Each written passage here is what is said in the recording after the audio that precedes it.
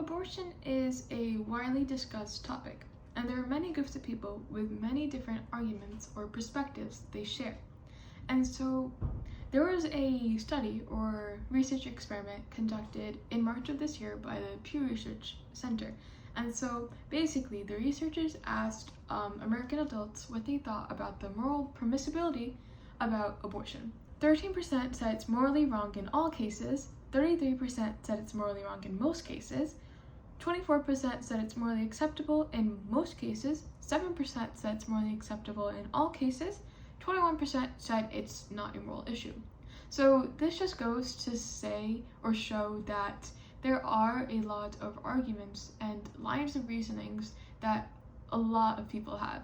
So there's always differing point of views and perspectives, and so hopefully this video gives you a little insight into what ethics is, or kind of what I've retained from ethics in my past few months with my school club, as well as what are some different lines of reasoning and some points of evidence that people can make to support their ethical argument. But keep in mind, this video is not intentionally or purposely made to sway or bend your views in any manner, but rather provide some insight into the different arguments, different perspectives to help you expand your worldview. So yeah, let us get to it. So essentially what I'll be doing in this video is presenting two arguments. The first supporting the statement that abortion is unethical in most cases by using deontology, and the second being abortion is ethical using utilitarianism. I'll explain a bit more about the ethical ideologies while I'm presenting and beforehand, so yeah, that's just a brief overview because I forgot to add that into the introduction.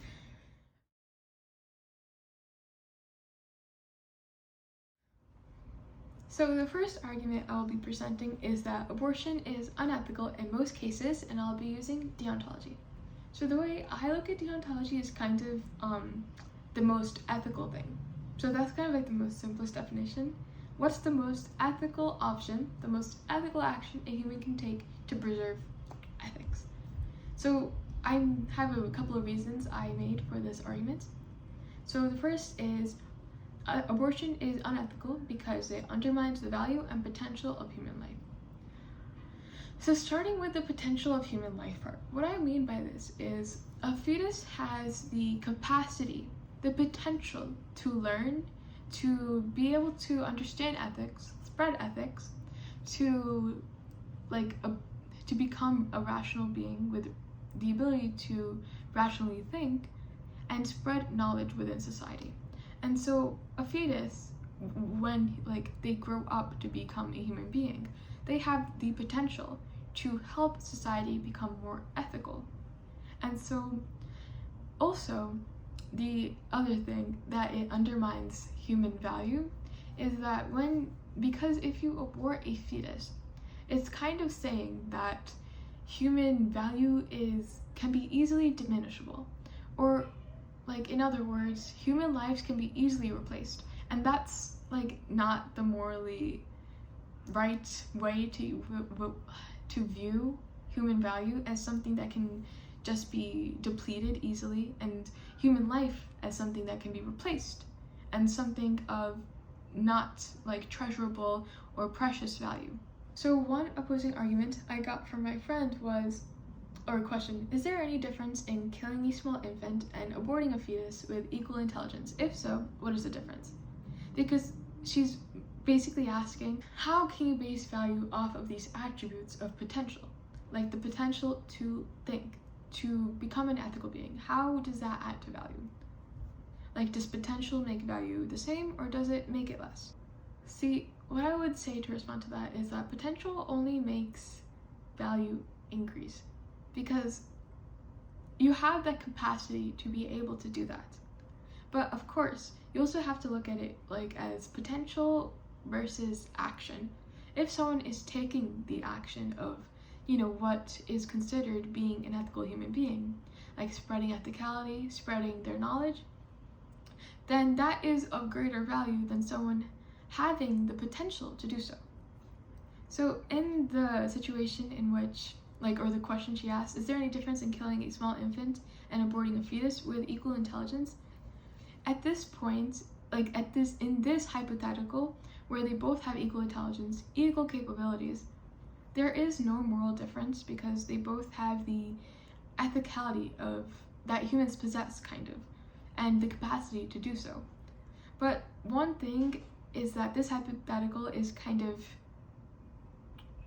very naive, because in a sense, because fetuses are within a womb while a small infant is out in the world. Because that small infant is out in the world, it is within an environment where it has the ability to respond to the ethicality, to the knowledge surrounding it. While a fetus, it's just, kind of within the womb. But it's a hypothetical, so hopefully you understood that kind of. That was a nice question I got from my friend Sarah. Yeah. So essentially, that first point I presented just says that a human fetus has the potential, and so that gives that fetus value.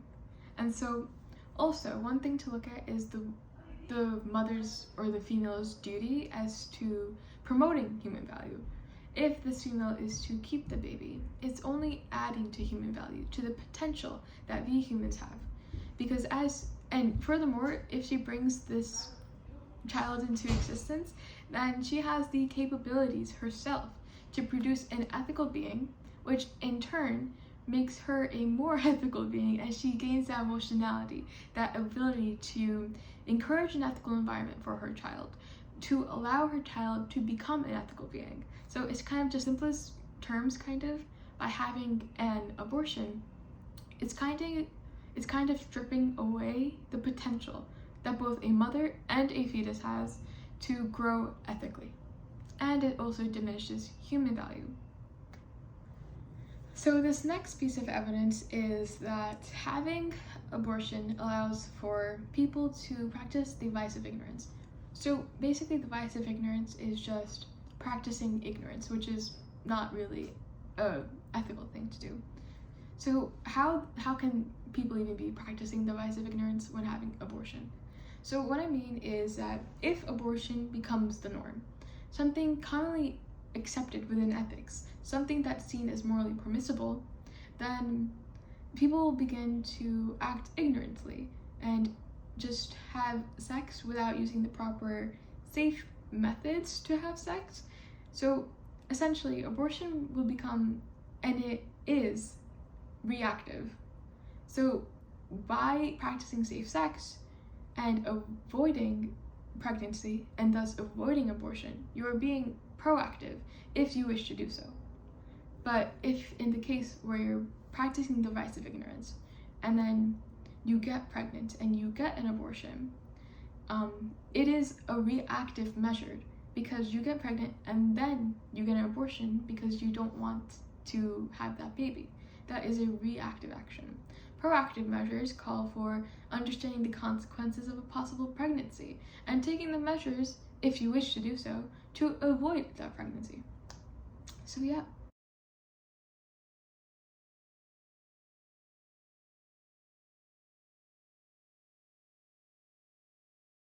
So within this case, an important question to answer is, in what cases is abortion ethical? So firstly, in cases in which the female has been involuntarily involved with the process of sex and thus impregnated. So why this?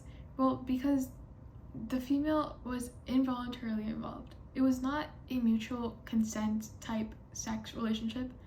She had no way to know the consequences of what was going to occur. She could not behave proactively in an ethical manner to prepare for anything that could happen by, having sex. And also, in these cases, it also has a lot to do with bodily autonomy.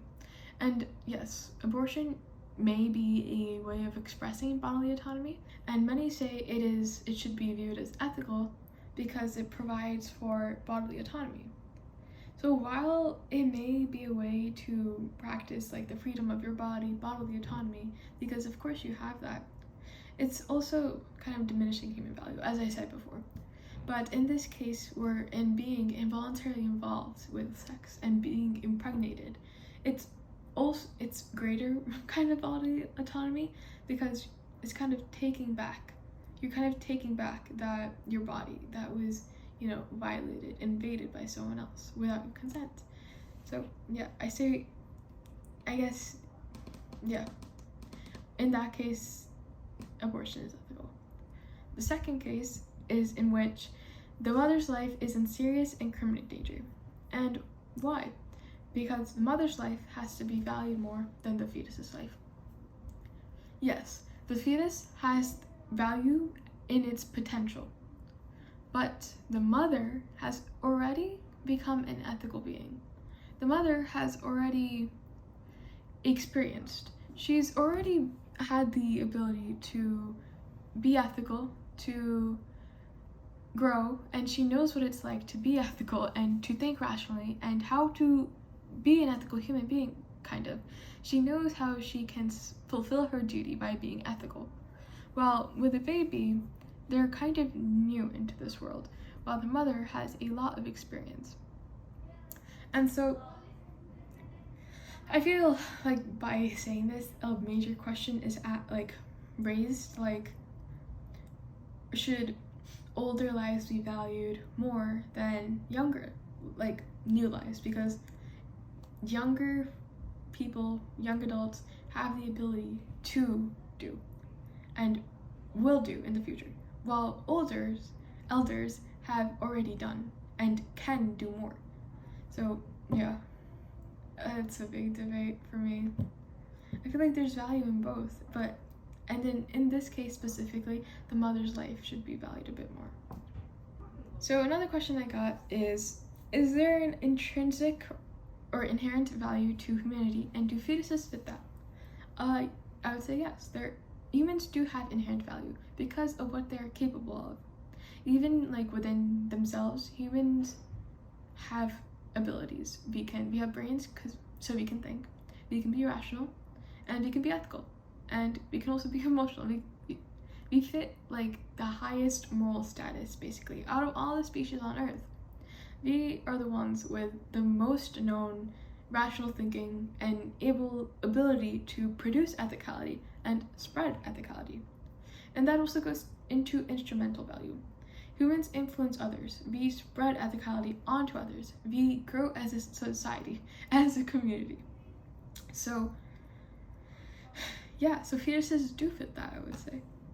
So one more thing with instrumental value, and yes, fetuses fit this, is that okay, so I'll give an example. There is an elderly man. He does not have the ability to rational think, to spread ethics, to think rationally, to basically do anything. He's let's say he's brain dead.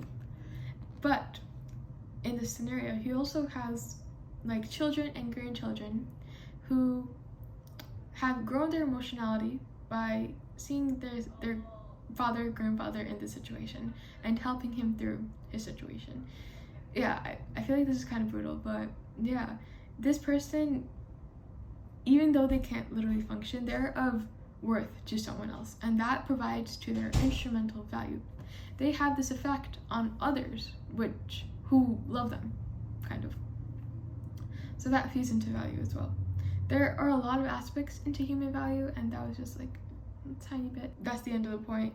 I answered, in what cases is abortion ethical? And my responses were, in cases in having been involuntarily involved with sex, and 2, where the mother's life is in imminent, immediate, serious danger.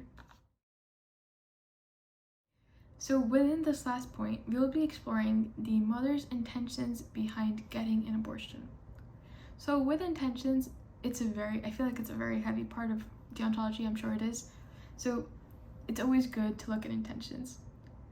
So basically what I'll be doing is looking at some of the reasons and why a mother would want to get an abortion, and kind of saying how a mother could not use that reason, but rather ethically not get an abortion instead within their situations. So yeah, it's just ethical thinking. I'm not sure if it's realism exactly. I don't think it is, but Yeah, but one thing I like to point out is that, like, immediately as a mother is pregnant, like, when she gets a baby, she's immediately taking on a maternal role. She is taking on the responsibility of a fetus, of a child. Like, even if she does not wish to take care of this child as it grows up, she has already the duty. She already has gained that responsibility by just having the fetus within her. So yeah. So the mom has to assume a maternal role because she gets that responsibility, like, immediately. So one of the reasons or intentions a female might get abortion is because of financial reasons. And so, first, there could be the case of health insurance, where health insurance may not help cover for the pregnancy or help cover for the care the baby needs or the mother needs or will need, basically. And so in this case, it goes into governmental duty, because essentially we, as human beings living in a nation, we kind of have a social contract with the government in, like, controlling the nation, because, like, within that social contract, if you're doing our duty, well, the government also has to do their duty. And so one of the governmental responsibilities the government has is to provide for healthcare, because healthcare should be an ethically, like, accessible thing. That is, like, the most ethical option, having healthcare accessible and available to everyone, regardless of gender, race, without bias. Healthcare should just be accessible. And so I think this would relate to insurance, as health insurance it's a really big debate. Like, in America, let's say, like, health insurance, it's a lot, and it may cover a lot, but still, hospital bills are very expensive. So there comes a governmental responsibility to make healthcare more accessible, and completing this without practicing the vice of greed. And by the vice of greed, I mean doing it for the intention of helping mothers or people in general. By having healthcare accessible, better health insurance, the government should be doing this not to get people to like them more, like, not for selfish intent, just for fulfilling for their social contract and allowing citizens and people within their nation to be healthy and get their rights, kind of. And so that's the most ethical option, without greed, without selfishness. That's how it should be done. So in another scenario, say financially the mother, father live in a low-income neighborhood, as there's also the potential of danger, crime, crime rates. The baby's not exactly safe in that community. What their parental responsibilities come to is finding a safe shelter or a clinic where help is provided without large financial expenses. So I feel like that kind of goes into healthcare again, because many clinics can be found at hospitals. I think clinics are free. I think they are. Like, clinics, yeah, I think that goes into governmental responsibility once again by making healthcare accessible. I feel like it should include clinics. I'm sure there are free clinics, like, supported by hospitals. I'm not sure if they're governmentally funded, but yeah, that's something interesting. I haven't thought about that. But anyway, so as we've mentioned the topic of governmental responsibility, one more thing to note is that even though abortion is unethical, it does not mean the government has any right to restrict autonomy. The government, although they can provide accessible healthcare providers or centers, as well as educate the public as to what pregnancy consists of, how you should practice safe sex if you do not wish for pregnancy. So yeah, the government has a duty to spread knowledge, to allow people to become more ethical, to become more knowledgeable, to act in a proactive manner that just spreads ethicality. And without being coercive, of course. Coerciveness is unethical. You don't want to be coercive. You want to do it with the intentions of helping and spreading ethicality, and not in a coercive manner, not in a way that negates value, kind of. So one more thing to add is, since we're already on it, about governmental responsibility. Even though abortion is unethical, it does not mean the government has any right to restrict autonomy. So about this, one thing my friend mentioned and brought up to me is that the loss of life usually outweighs autonomy. So to this, basically, the woman should not have a legal obligation to carry this child that will cause her unnecessary pain, physical damage, because childbirth and pregnancy are both very physically draining on the female body. So she should not be legally obligated to do any of this. But one thing to notice or know is that legality does not equate to ethicality. So just because something is legal or illegal does not mean it's ethical. It's kind of like the first thing I learned when I was in ethics. I think it applies here, in this case. So yeah. And another thing about the government is that they also have the responsibility to provide accessible healthcare, as we mentioned, and also allow people to become ethical within their knowledge of pregnancy and how to practice safe sex, because this just spreads knowledgeability, which then again adds to ethicality. So one more thing, the government should be doing this in a manner that is not coercive, but only to promote knowledgeability. Yeah. So another reason why a mother might want to get an abortion is because of maturity levels. This pregnant female is not mature enough, she believes, to carry this baby, to give this baby the life it deserves. So the most ethical option is that this mother recognizes her inability. First thing, being self-aware, recognizing that she cannot handle this child at that moment, and then work towards improving it, because that's the most ethical option. Understanding kind of a fault about yourself and how you can improve it in the most ethical manner, not a fault, but something that's kind of deteriorating. I'm not sure how to say it, but just working towards being a person with more maturity levels. And though this may be considered reactive, reacting to pregnancy by trying to become more mature, it could also be seen as proactive, because you are proactively becoming a more mature person in order to care for that baby that is going to come. So yeah. So another question my friend got was, does a person's life gain value during motherhood? So by being a mother, does a female gain more value? Yes, I would say, because now this female has the responsibility to take care of a child and bring this child into an ethical environment, to teach this child and help this child gain an ethical compass. And so this mother is not only benefiting herself ethically, but also her child. Yeah. So one argument that people may say against pregnancy is that now, by having a child or having a baby, the female's life is done. It's over. But actually, I would say the opposite.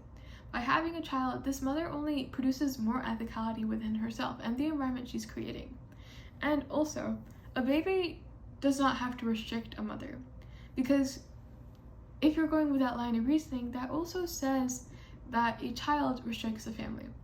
Say you have a family of 4 and the mother gets pregnant, and now there's going to be a third child.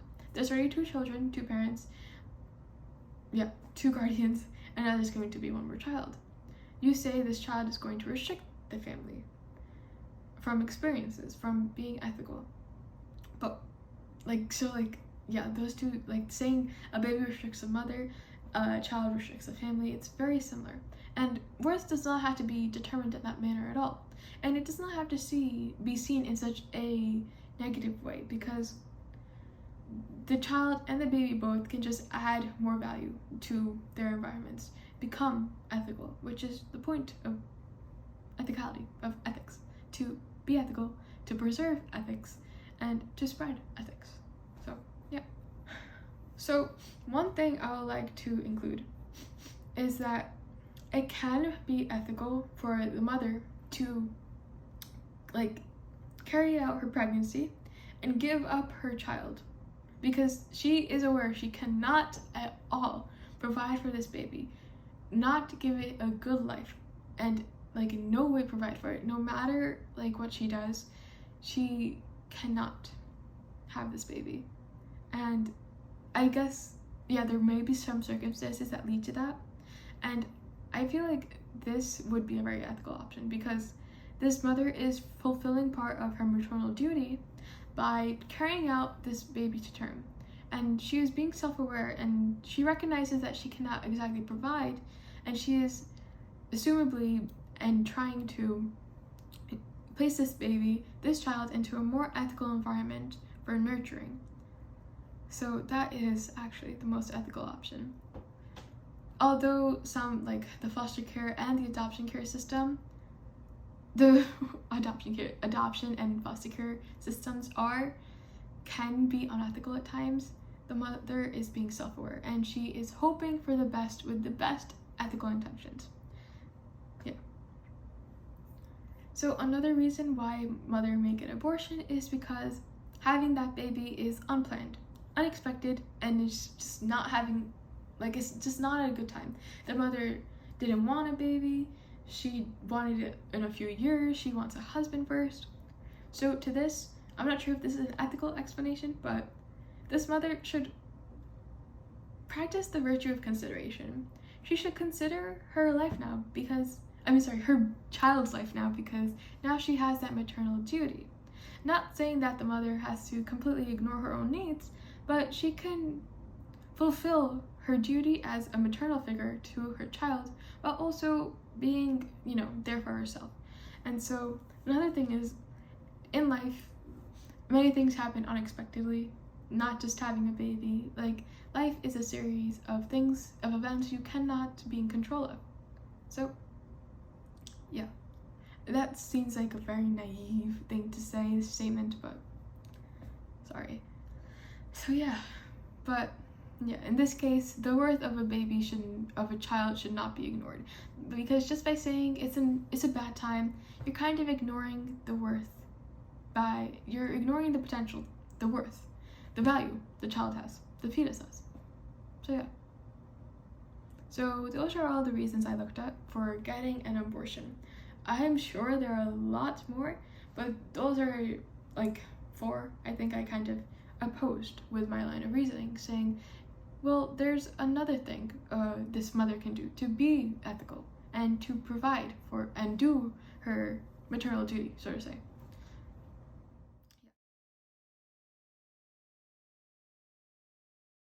So that is the end of my case for saying that abortion is ethical with deontology. So now I just made like one opposing viewpoint, or one different viewpoint that I would like to share. It is that a baby can grow up to be a very unethical being. So would this have made having an abortion been a proactive measure? So this question is asking, so a child grows up to be unethical. So does that mean if the mother had taken an abortion, she would have been proactive and prevented society from getting an unethical being? So to this, this goes very consequentialist. This goes into consequentialism, because that's just what the mindset is. It's the kind of saying that the consequences of having a child, they can become unethical. And by assuming that a child can just become unethical also is assuming that humans are inherently capable of wrongdoing. We are inherently capable of evil, and that can be seen as something to diminish our value. That mindset is very consequentialist, and if you were even to follow that line of reasoning, it just supports the fact that we should not have children raised at all, because any child, even no matter the ethical environment they're in, what their parents have fulfilled as their duties, any child can be capable of wrongdoing, of unethicality.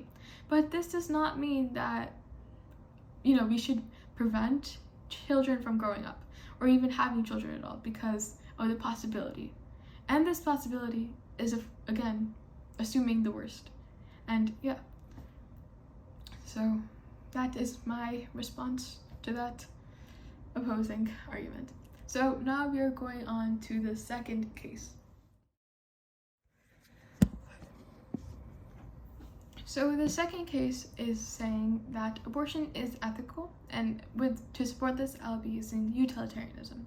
So for utilitarianism, kind of think trying to preserve the most quality of life for the most valued people, kind of. I'm not sure if that's a good explanation, but that's kind of how I view it. Trying to preserve quality of life for the more valued person. Kind of like the example that I was given when first coming into ethics is that, say like you have a train, right? And it's kind of at like a stop road, whatever. If it goes right, it's gonna kill one person. If it goes left, it's gonna kill 5 people. So which one would you save? So that's kind of utilitarianism. It says save the 5 people, kill 1 person, because you're preserving the most life. It's preserving the most quality of life. You're saving more, being more ethical towards more, right? While there's, on the other side, there's only 1. Okay, let's go on. So the first reason is that the mother should not have to practice the vice of martyrdom.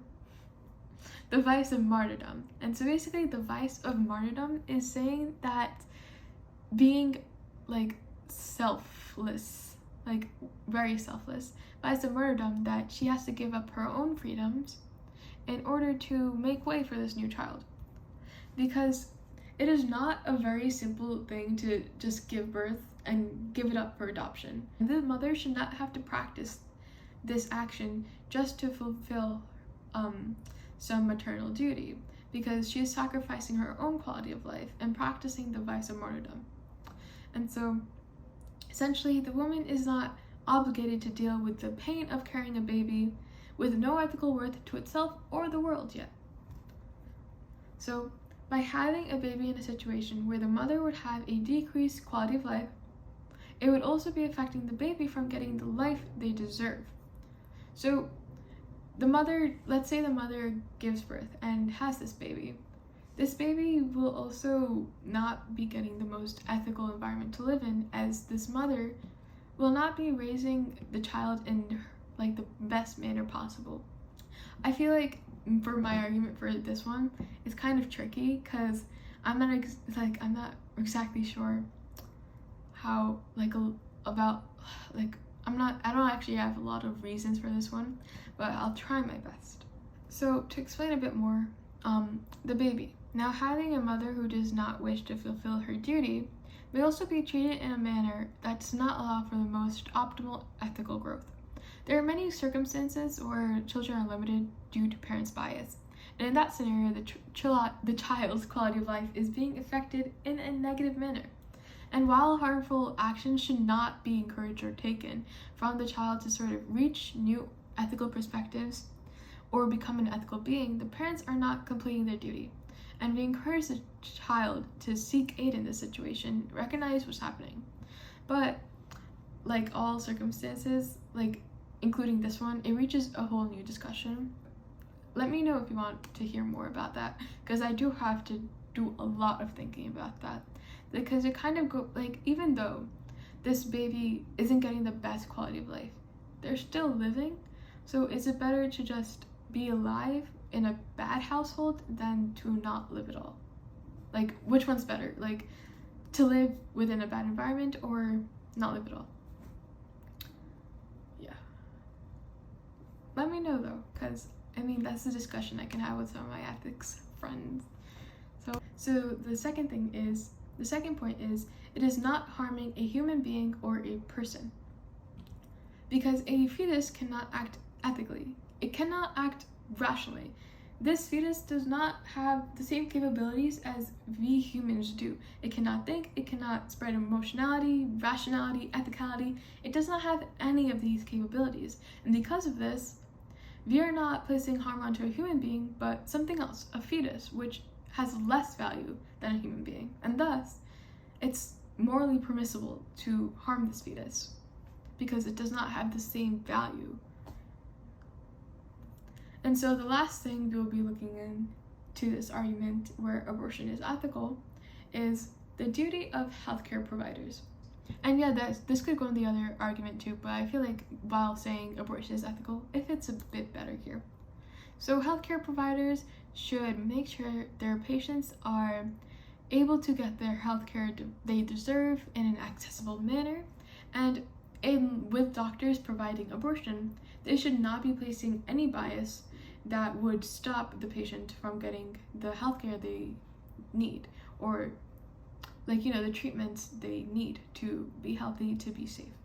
So essentially, doctors should not be placing their own opinions, their own bias that kind of destruct the patient's right to autonomy.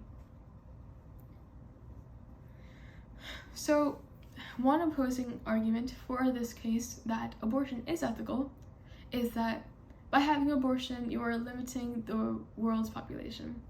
So with utilitarianism, since we are looking at quality of life, I would say the world population can be grown by parents who wish to care for their child in an appropriate manner and an encouraging manner which allows for the most optimal quality of life. With having parents who do not wish to care for their child, both quality of lives are being kind of deteriorated, and under utilitarianism, that isn't the ethical thing. And so that is the end of this case. I know it is a bit shorter, and I am sorry, but it was kind of hard to me to gather more reasons for this. But if you have, I would like to hear them or read them. So if you have, write them in the comments. I will surely respond. Alright, if you have actually stayed this long, I would like to thank you because, wow, that's cool. I didn't think my ethical point of views or reasoning would reach you, but I'm glad it did, and thank you for watching. And I hope, you've learned more of something from a high schooler. I'm sorry if it wasn't the clearest, but let me know how I can improve. I would really like the criticism. Constructive, please. I'm sensitive. I'm kidding. No, I'm kidding. Am I? I'm kidding. Okay, so that's the end of the video. Also, I just want to say, even though my last case saying abortion is ethical was short, please don't think I included any bias when creating these arguments or cases. I just did it based off what I could with my ethical reasoning from what I've learned in ethics, and it was just harder for me for that second case. But let me know what you think, because I would appreciate it, because it is difficult to back up that second case, because ethicality is very different from human rights perspective. Though the two intertwine, I don't think you can use legality, human rights within ethics that much to support your ethical reasoning every time. So yeah, let me know. But this was my first video. Wow, it's cool. Oh my god, my throat hurts. I have tea, which is cold. I have water, which is empty. I have a bit actually. But yeah, so let me say my conclusion now. Yes. Okay, let's do it.